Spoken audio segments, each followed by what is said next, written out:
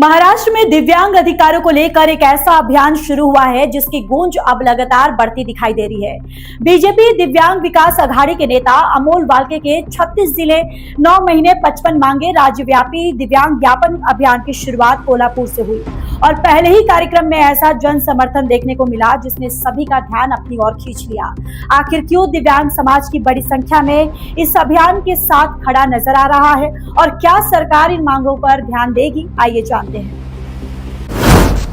अमोल वाल्के के 36 जिले 9 महीने 55 मांगे राज्यव्यापी दिव्यांग ज्ञापन अभियान का पहला कार्यक्रम कोल्हापुर में सफलतापूर्वक आयोजित किया गया। शायद खुद अमोल वाल्के ने भी नहीं सोचा होगा कि कोल्हापुर में सैकड़ों की संख्या में लोग अपने अधिकारों और हक की लड़ाई के लिए इतनी मजबूती के साथ आगे आएंगे और उनका साथ देंगे। कार्यक्रम में कोल्हापुर जिले के विभिन्न तहसीलों से बड़ी संख्या में दिव्यांगजन पहुंचे और इस अभियान को अपना समर्थन दिया। दरअसल अमोल वाल्के केवल एक राजनीतिक नेता नहीं बल्कि स्वयं भी दिव्यांग है। यही कारण है कि वे दिव्यांग समाज की समस्याओं, संघर्षों और जरूरतों को बेहद करीब से समझते हैं। वर्षों से दिव्यांगों के मुद्दे को उठाने वाले अमोल वाल्के या पूरे महाराष्ट्र में 36 जिलों का दौरा कर 55 प्रमुख मांगों को सरकार तक पहुंचाने के मिशन पर निकले हैं। कोल्हापुर में आयोजित पहले कार्यक्रम ने यह संदेश दिया कि दिव्यांग समाज अब अपनी आवाज को और मजबूत तरीके से उठाना चाहता है। कार्यक्रम के दौरान दिव्यांगों की 55 मांगों का ज्ञापन जिला प्रशासन को सौंपा गया। बताया जा रहा है कि कलेक्टर ने इन मांगों को गंभीरता से सुना और उन पर विचार करने का आश्वासन भी दिया।